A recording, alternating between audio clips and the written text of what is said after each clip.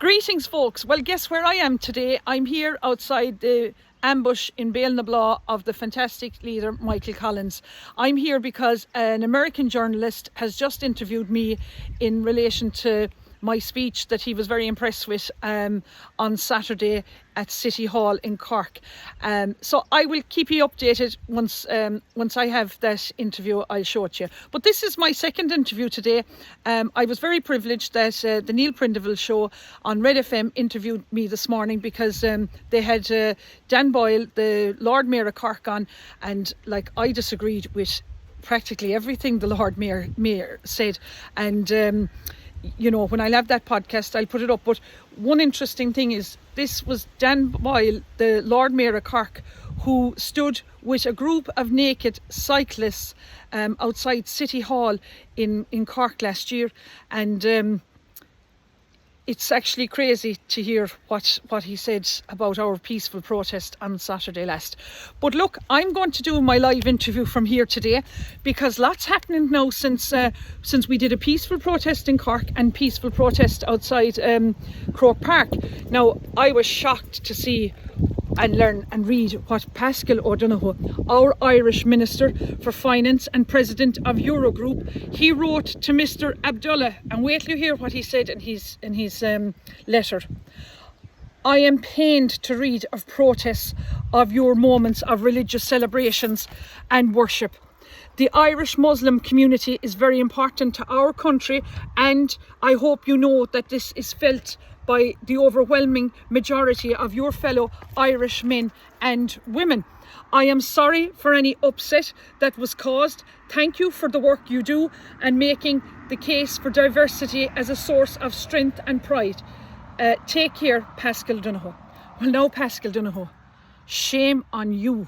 You do not represent the Irish men and Irish women. You may represent a silent minority of 5% of the Irish men and women. But one thing that was achieved last Friday after our peaceful protest is the Muslim community were not allowed to go on the sacred soil of Croke Park. They had to go indoors this year. So people now, Irish citizens, have said to me, we are going to stop the GA now from allowing Croke Park to open up this for next year to the Muslim community, and I'll keep you updated on the plan of action that's now been put in place for that.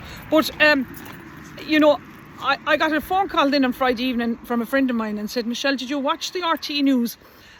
Because Dr. Umar Al-Khadidra gave a very glowing reception of your peaceful protest.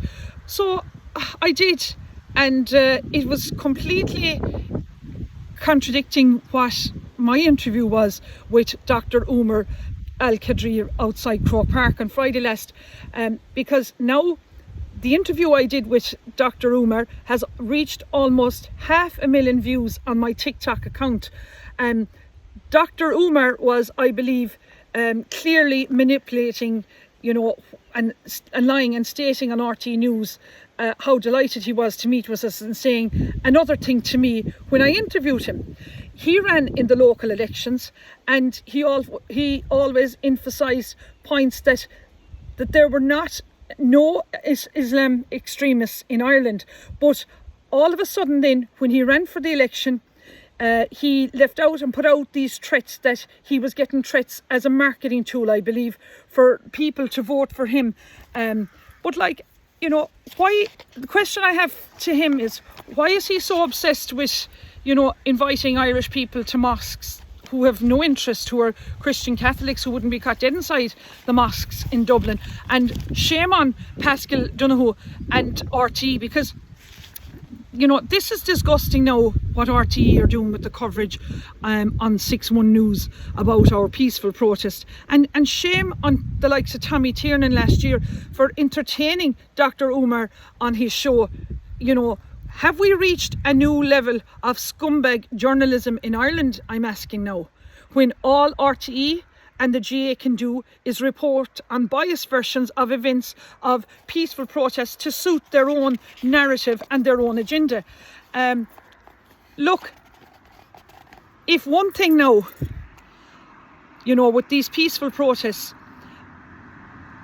there's a huge national outcry now for change in government. And look, I'm independent, and that's the way I'm staying, because I don't see at the moment any party I could align myself with, because, you know, I want to call out the wrongdoings and the corruptions that this Irish cobbled together government are doing. But there's huge pressure now on Micheál Martin to resign now. He'll have to resign. This government is on by, you know, just shoestrings at the moment, because it's a disgrace what they're doing to this country. But, you know, when you see 15,000 people turning up at City Hall in Cork, and now we need to come out in stronger numbers again in Limerick this Saturday at Artis Quay at 1 o'clock. So look, I, Michelle Keane, am keen on my country, and let's make Ireland great again. And, you know, for the men, the great men like Michael Collins that died for, you know, for his country, let them not have died in vain. So look, let's make Éire great again. Garamila Mahagav.